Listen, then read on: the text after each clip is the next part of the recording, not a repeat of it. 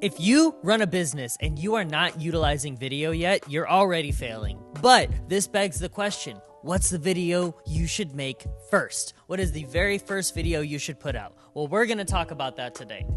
So, MJ, we both have done a lot of corporate videos. Yes, we have. We both have our opinion on what is the first video you should do for your business. So, what I'm going to do is I'm going to count to 3, and we are both going to say what your first video should be, and we're going to see how far off we are. All right, let's do it. All right, ready?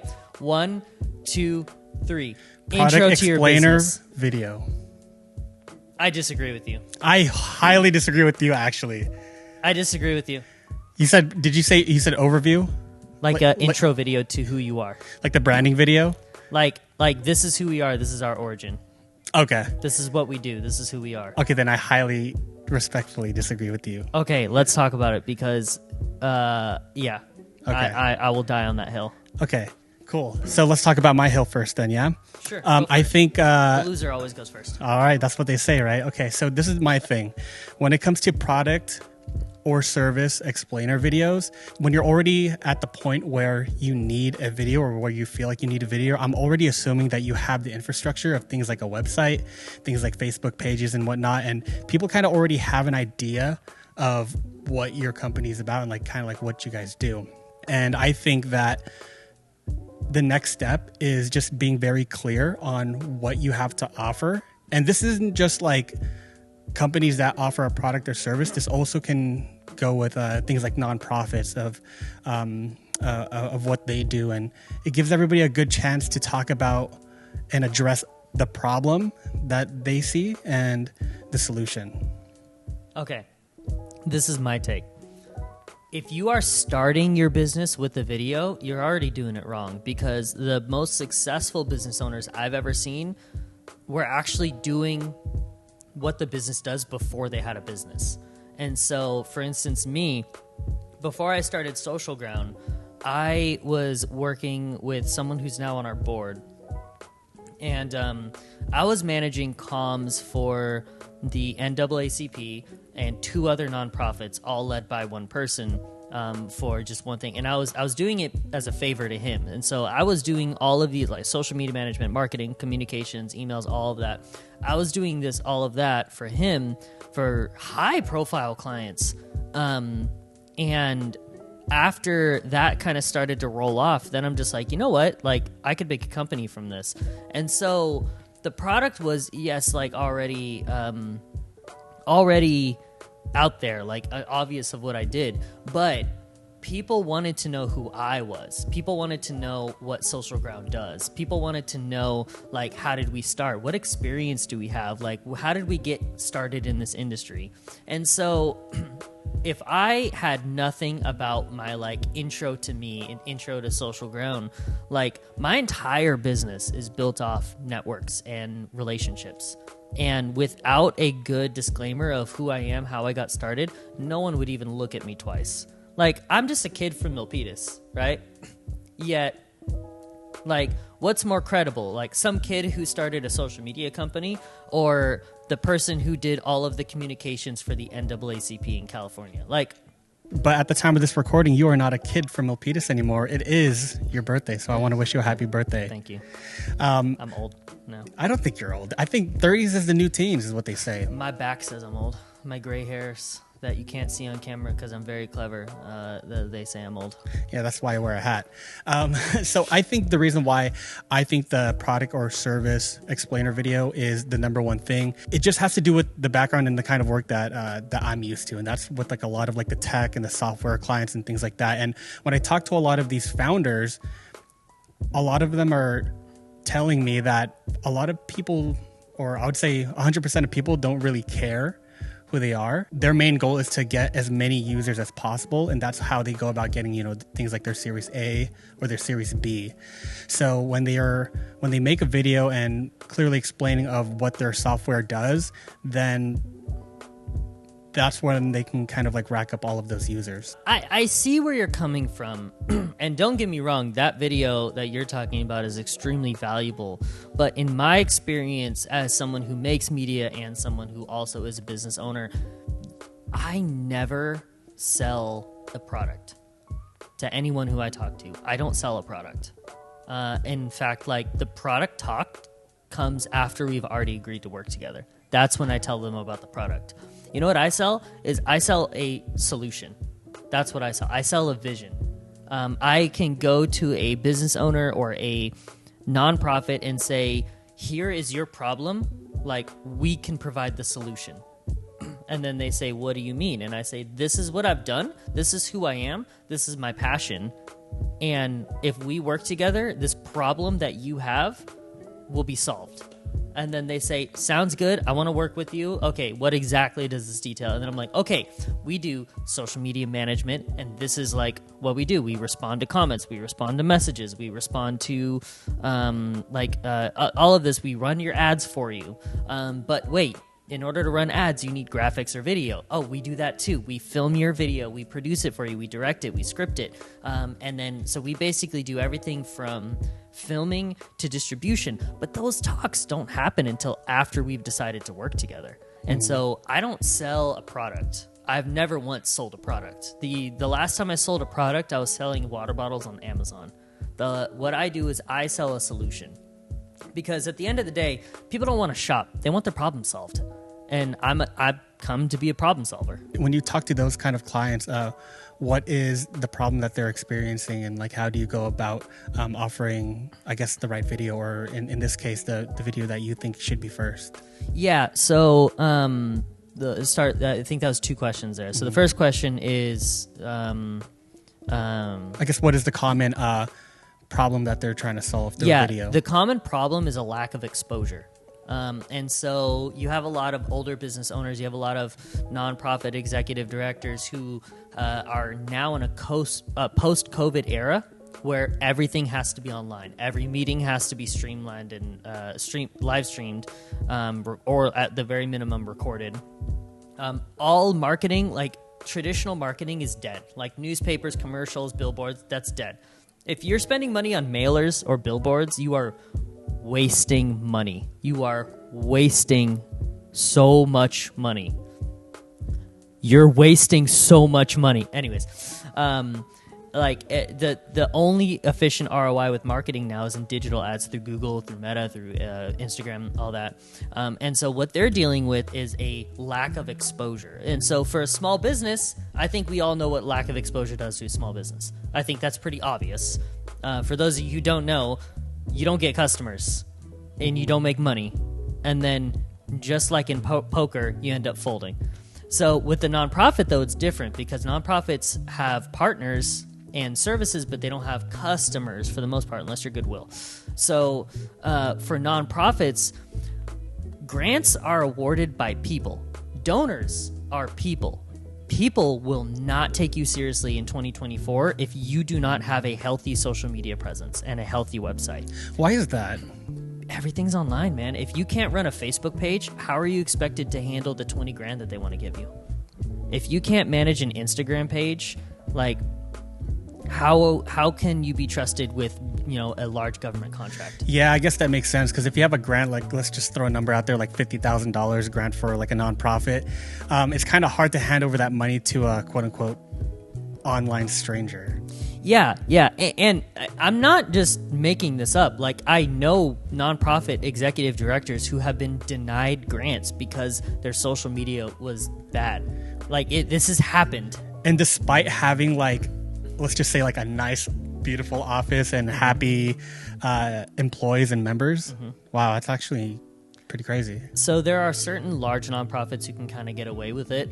But for the most part, especially if you're new, you can't. Like, so I recently brought someone onto the Social Ground Media team who used to be in charge of grant distribution, and she would look at their website and social media to vet them first. And if it was bad, then she would pass that information along.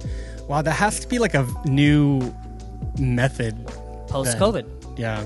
Everything changed in COVID. Everything changed. I can only imagine like how many organizations are requesting or trying to get grants, and meeting with like hundreds, even thousands of organizations could be time consuming too. Yeah. Well, it's just vetting, you know, like at the end of the day, you have maybe 5 organizations. If you're like a council member or a county supervisor, you have like 5 organizations that you can give a grant to, but maybe 50 apply. And what are you going to do? Schedule 50 interviews with people? No, you're going to start weeding people out you're going to social proof them. You're going to go online, you're going to social proof them. You're going to be like, oh, they clearly communicate their leadership structure. Okay, so I can probably trust them because they have checks and balances. They clearly list out their services. Okay, I know that this grant is going to go to what it's intended for because that's their number one service that they offer. They clearly are in the community and active because there are so many posts of them actually in the community doing what they say they do. They're not just saying they do it, they're actually in the community doing it.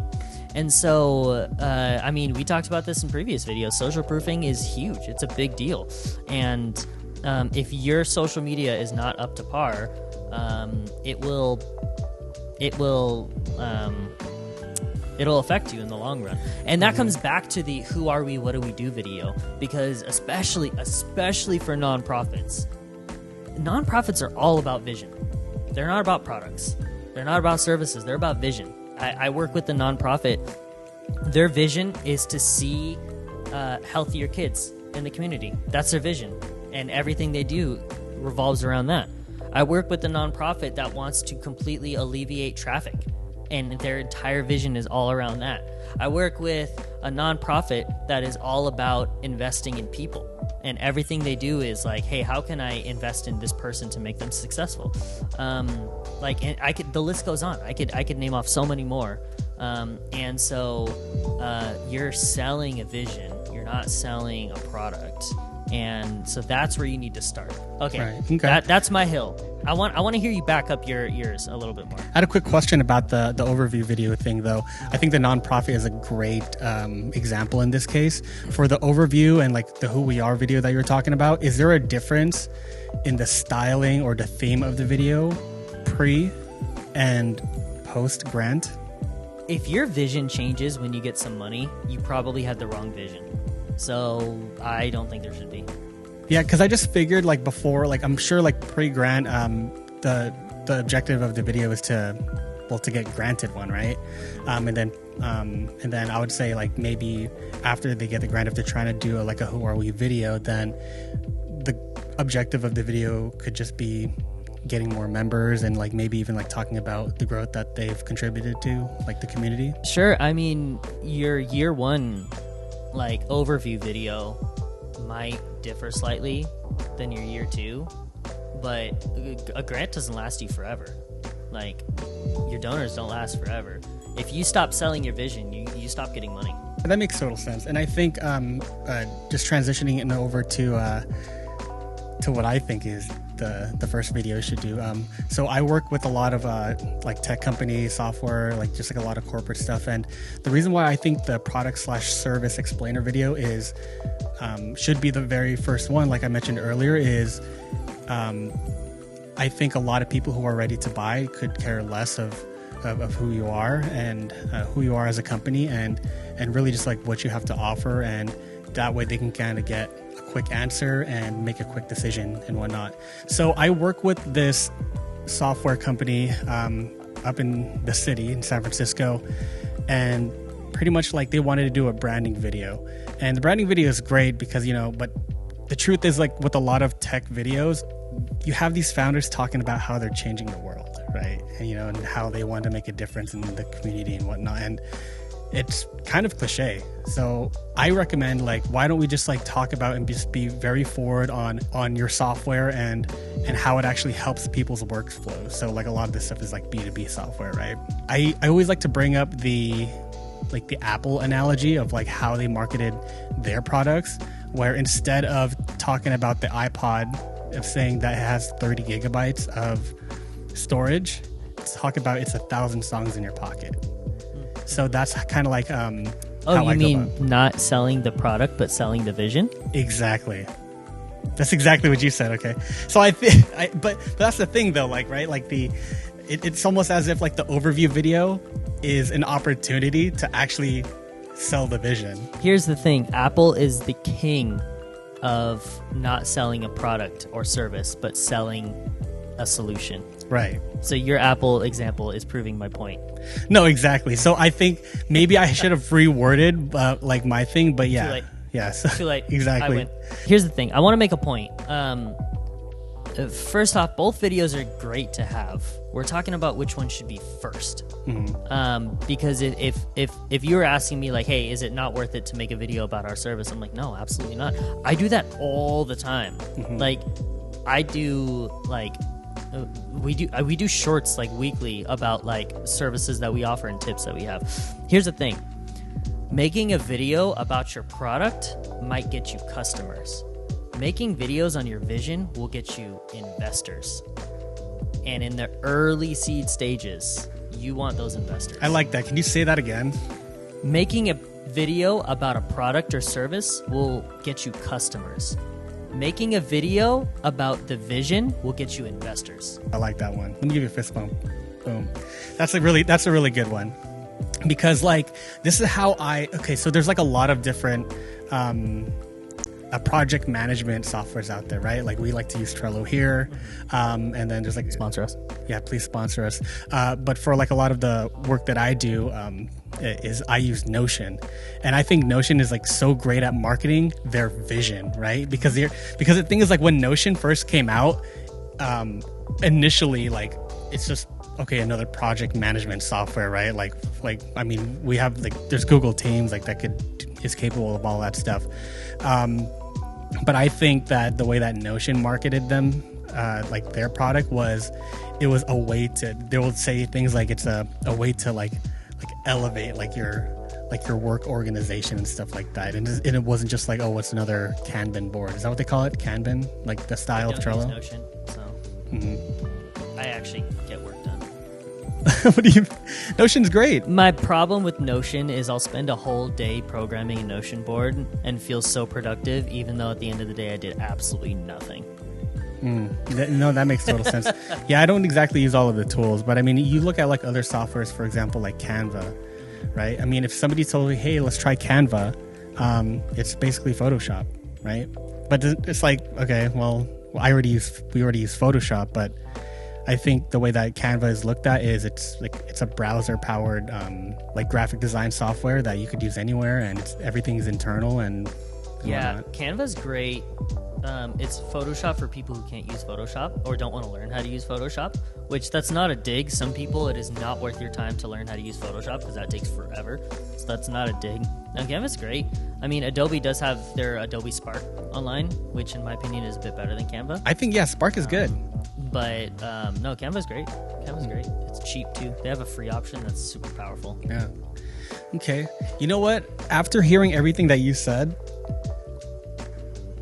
unfortunately, on camera, I'm gonna have to change my answer, and I agree with you. It's a good way to go about it. I think when you do like a who we are overview video, or it's also known as a branding video, instead of customers, it could also give you followers of your brand. Yeah. Well, yeah, because there's going to be people who just aren't in the market for what you're doing, but they love your origin story and they want to follow you and they want to support you in any way they can. And sometimes if you can sell a ridiculously strong vision, someone might follow you and they might not be your customer, but as soon as they interact with someone who needs that particular thing that you offer, they'll be like, oh, you should get this person. One of my friends, I look up to this guy like crazy. His name's Vance Roush, and he founded this company called Overflow. Personally, I don't have my own church. Our nonprofit isn't really structured in a way to where we need that, but I will support him till the ends of the earth, and any church or nonprofit I know that could use it, I sell Overflow like crazy, because he has the most convicting vision around fintech that I have ever seen in my life. I don't need another video about his service. I know what he does, but I will watch 100 videos about his vision. I don't even know if this is a good example, but you could probably touch on it. Elon Musk. Elon Musk is a vision genius. Yeah. Like, SpaceX is founded for the purpose of taking people to Mars. Have they taken a single person to Mars? No, they haven't. But they are a very profitable space exploration company because of their vision. And the thing is they're pushing for this Mars vision, which then is, have you ever heard the phrase shoot for the moon? If you miss, you land them on the stars. Yeah, doesn't he have a program called Ad Astra too? Yeah, so yeah. And a little bit of a on the nose example for this type of thing. But in the process of making tech that can get people to Mars, SpaceX invented the Falcon Heavy, which is completely going to revolutionize the way that people bring materials through space, because it can take, I think, up to 10 tons of material into space. And so now SpaceX has a contract to bring astronauts to the moon again. I think they're shooting by like 2030.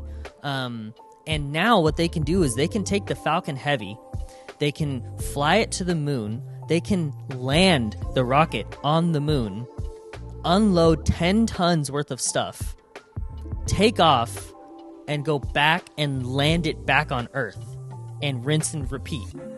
That has never been possible before. But it's because he had such a strong vision around bringing people to Mars.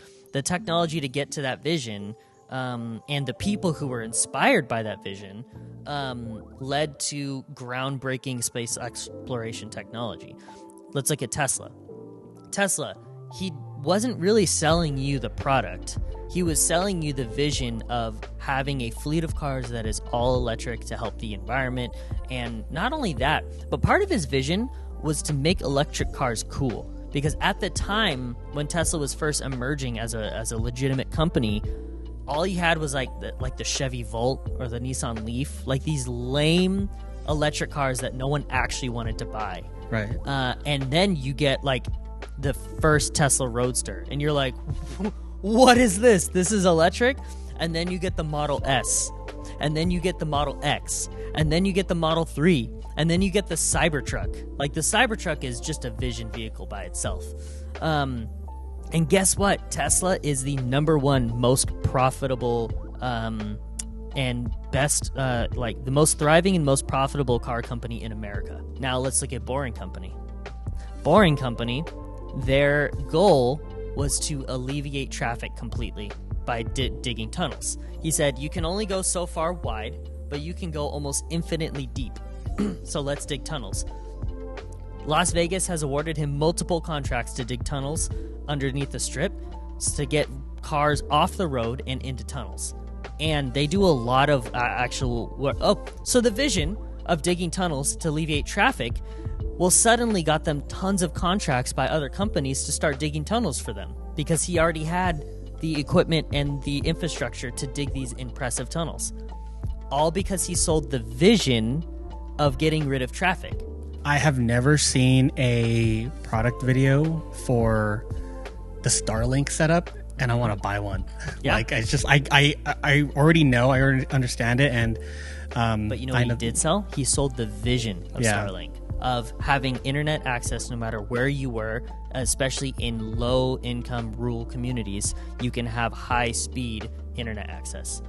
And now he deploys Starlink into disaster sites, into war zones, into all these places where internet is crucial, but you don't have it. He's deploying Starlink, and it's all because he sold the vision.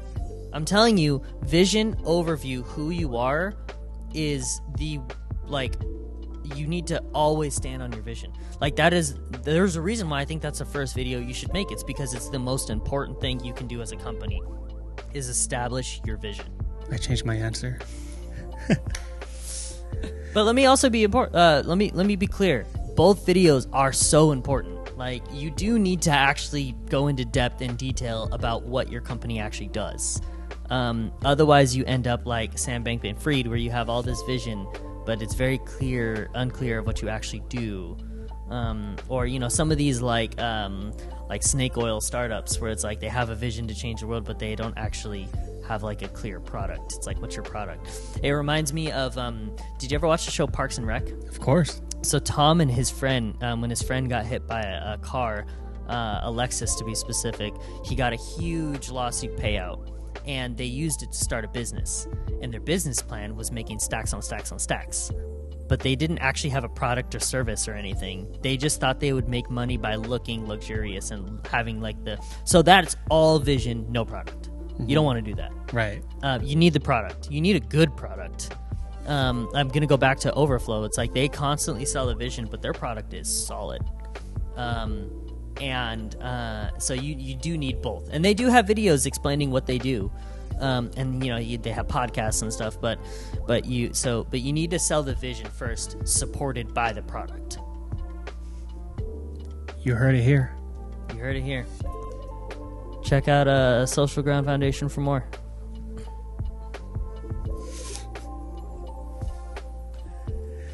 That was really good. I like that a lot. That was good. Yeah. That was good. I just got to yap about something I was passionate about.